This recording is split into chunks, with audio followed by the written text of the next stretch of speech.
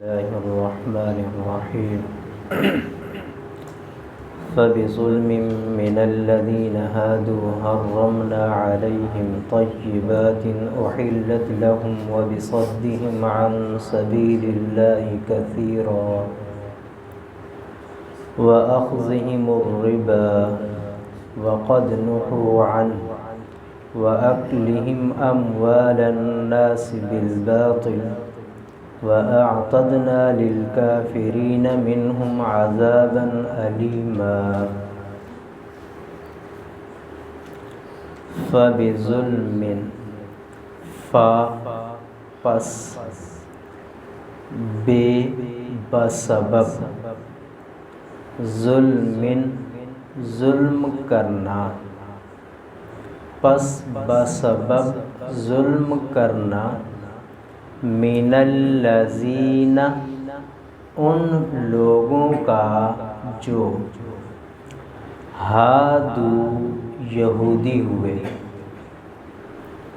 حرمنا حرام کر دیا ہم نے علیہم ان پر طیبات پاکیزہ چیزیں احلت جو کہ حلال تھیں لہم ان کے لیے وبصدہم اور بصدہم روکنا ان کا عن سبیل اللہ اللہ کے راستے سے کثیرا بہت زیادہ پس بسبب ظلم کرنا ان لوگوں کا جنہوں نے یہودیت اختیار کی حرام کر دی ہم نے ان پر پاکیزہ چیزیں احلت لہم جو کہ حلال تھی کیوں حلال کی کیوں حرام کی وبصدہم عن سبیل اللہ کثیرا کہ انہوں نے اللہ کے راستے سے لوگوں کو روکا وَأَخْذِهِمُ الرِّبَا اور اخذہم لینا ان کا ربا سود کو وقد حالانکہ قد تحقیق نہو روکا گیا عنہ اس سے وَأَكْلِهِمْ اور کھانا ان کا اموال مال ناس لوگوں کا بالباطل ناحق کے ساتھ وَأَعْتَدْنَا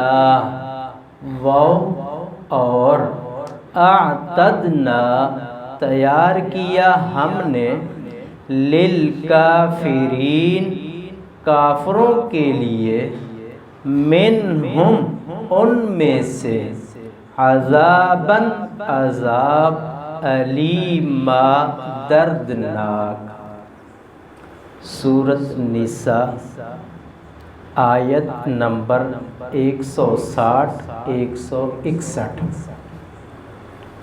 بات چل رہی تھی بنی اسرائیل میں سے یہود کی کہ انہوں نے کس طریقے سے وقت کے پیغمبروں کو ستایا کس طریقے سے انہوں نے وقت کے پیغمبروں کو شہید کیا اولیاء کو شہید کیا کس طریقے سے وہ اللہ تعالیٰ کے احکامات کا انکار کرتے تھے تو اللہ تعالیٰ نے فرمایا فَبِظُلْمٍ مِّنَ الَّذِينَ هَادُوا حَرَّمْنَا عَلَيْهِمْ کہ ان یہودیوں کے ان گناہوں کے بسبب ہم نے حلال چیزیں بھی ان پر حرام کر دی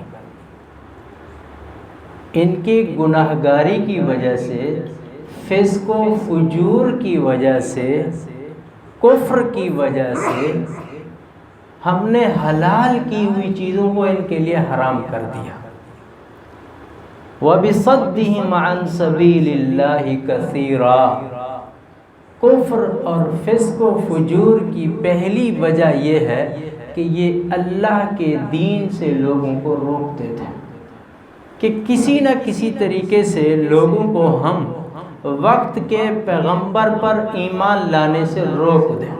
یہ تو تھی ان کی بنیادی چیز. اور پھر کچھ اور مسائل میں بھی آگے بڑھے ہوئے تھے. پہلا مسئلہ وَأَخْذِهِمُ الرِّبَا وَقَدْ نُهُوا عَنْهُ کہ یہ سود لیتے ہیں، حالانکہ سود جیسے کہ موجودہ شریعت میں حرام ہے ایسے پہلے شرائع کے اندر بھی حرام تھا، اس کے باوجود بھی یہ سود لیتے ہیں.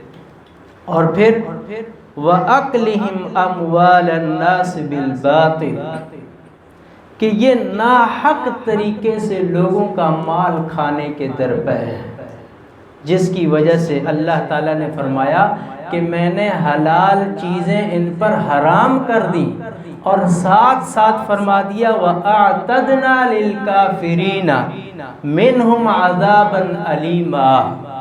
یہ تو دنیا کے اندر ہے کہ حلال چیزیں حرام ہو گئیں، لیکن آخرت میں بھی ان کے لیے دردناک عذاب ہے. بات ہے یہود کی کہ یہودیوں کے اندر یہ خصلتیں تھیں، تو اللہ تبارک و تعالیٰ نے ان کے لیے حلال چیزوں کو حرام کر دیا.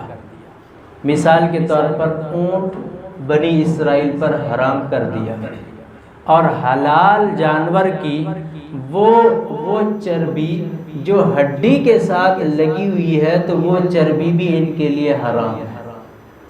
اور بھی کتنی چیزیں جو کہ حلال تھیں، ان کے کفر اور فسق کی وجہ سے اللہ تعالیٰ نے وہ حرام کر دی. اب یہاں پر چند مسائل معلوم ہوئے.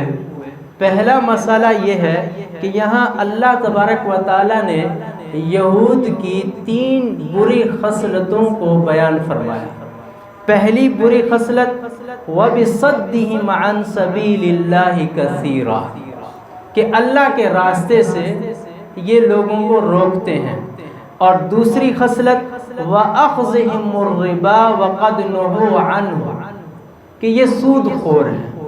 اور تیسری خصلت وَأَكْلِهِمْ أَمْوَالَ النَّاسِ بِالْبَاطِلِ یہ ناحق طریقے سے لوگوں کا مال کھاتے ہیں. 3 بری خصلتوں کا ذکر ہے. اللہ نے حقوق اللہ کے اندر 1 بیان کی، حقوق العباد کے اندر 2 بیان کی. وَبِصَدِّهِمْ عَنْ سَبِيلِ اللَّهِ كَثِيرًا 1 بیان ہو گیا. لیکن آگے فرمایا وَأَخْذِهِمُ الرِّبَا وَقَدْ نُهُوا عَنْهُ یہ سود ہے، سود خور ہیں. سود کا تعلق انسان کے ساتھ ہے. اور پھر آگے فرمایا وَأَكْلِهِمْ أَمْوَالَ النَّاسِ بِالْبَاطِلِ یہ ایک دوسرے کا مال کھاتے ہیں ناحق طریقے سے. حقوق اللہ 1 مرتبہ بیان ہوا، حقوق العباد 2 مرتبہ بیان ہوا. معلوم ہوا جیسے حقوق اللہ اہم ہے ایسے حقوق العباد بھی اہم ہے. جیسے حقوق اللہ کے اندر حق تلفی کرنے سے، اللہ کے حق میں کوتاہی کرنے سے وبال آتا ہے، ایسے ہی حقوق اللہ کے حقوق العباد کے اندر بھی کوتاہی کرنے سے وبال آ سکتا ہے اور آتا ہے. ایک بات ہو گئی. دوسری بات وقت کے نبی کا سلسلہ جاری تھا، اس وجہ سے کہ جب قوم نے کفر کیا، فسق و فجور میں انہوں نے اپنے آپ کو ڈالا، تو اللہ تعالیٰ نے وقت کے نبی پر قرآن اس میں احکام الہی کی صورت میں حکم دے دیا کہ یہ چیزیں ان کے لیے حرام کر دی. اب نبوت کا سلسلہ بند ہو گیا، لیکن حکم اب بھی ہے، وہ کسی اور صورت میں. آج بھی اگر قرآن کے ماننے والے، آج بھی امت محمدیہ صلی اللہ علیہ وسلم آج بھی اگر کفر اور فسق و فجور کے اندر مبتلا ہوگی، اللہ تعالیٰ ان کو بھی حلال چیزیں تو حرام کر نہیں سکتے کیونکہ وقت کے نبی نہیں رہے، کیونکہ اب تو نبوت کا دروازہ ہی بند ہو گیا، لیکن یہ کہ حلال چیزوں سے ان کو محروم کر دیں گے. گناہ کا ایک فلسفہ یہ ہے کہ گناہ کا وبال، کہ اس کا فلسفہ ایک یہ ہے کہ دیکھیں گناہ کرنے سے اللہ تبارک و تعالی حلال چیزوں کو انسان سے دور کر دیتے ہیں۔ اب اس کی کئی صورتیں ہیں، مہنگائی ہے، حلال چیز ہے لیکن مہنگائی اتنا ہے کہ وہاں تک پہنچ نہیں سکتا انسان۔ دوسری صورت کہ ٹھیک مہنگائی اپنی جگہ پر لیکن پیسے بھی ہیں، لاک ڈاؤن ایسا ہے کہ مارکیٹ بند ہے، وہ چیز آپ کے پاس میسر ہی نہیں ہے، آپ خرید ہی نہیں سکتے۔ تیسری صورت بیماریاں اتنی کر دیں، بیماریاں اتنی کہ سب چیزیں میسر ہیں، نعمت بھی ہے، مال بھی ہے، وہ نعمت کو حاصل کر سکتے ہیں خرید کر، لیکن بیماریاں ایسی ہیں کہ منع کر دیا ڈاکٹروں نے کہ آپ یہ چیز نہیں کھا سکتے، یہ نہیں کھا سکتے، یہ نہیں کھا سکتے۔ کیا؟ گناہ کی وجہ سے اللہ تعالیٰ نے حلال چیزیں حرام تو نہیں کی لیکن حلال دور کر دیے ہم سے۔ یہ ہے، یہ فلسفہ ہے آج کے جو رونا ہے نا، مہنگائی کا رونا ہے، اللہ تعالیٰ پھر ایسوں کو مسلط فرماتے ہیں، ایسے ظالم جابر لوگوں کو اللہ تعالیٰ مسلط فرمائیں گے، اور وہ انہوں نے ایسا ہی حال کرنا ہے، اور انہوں نے کیا ہے اور مزید کریں گے۔ کب؟ جب تک من حیث القوم ہم اپنی اصلاح نہیں کر لیتے، جب تک ہم نہیں، میں ہر بندہ یہ سمجھے جب تک میں ٹھیک نہیں ہوں گا اس وقت تک یہ تبدیلی نہیں آ سکتی۔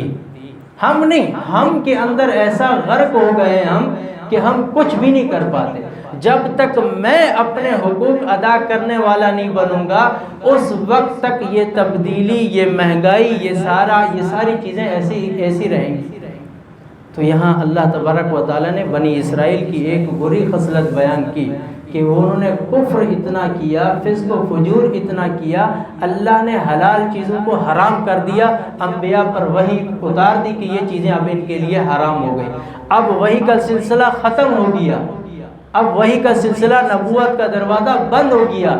اب یہ ہے کہ حلال چیزیں حرام کوئی نہیں کر سکتا، لیکن حلال چیزیں انسان کی دسترس سے دور چلی جائیں گی۔ اللہ تبارک و تعالی ہمیں اپنی اصلاح کرنے کی توفیق عطا فرمائے۔ وآخر دعوانا الحمدللہ رب العالمین۔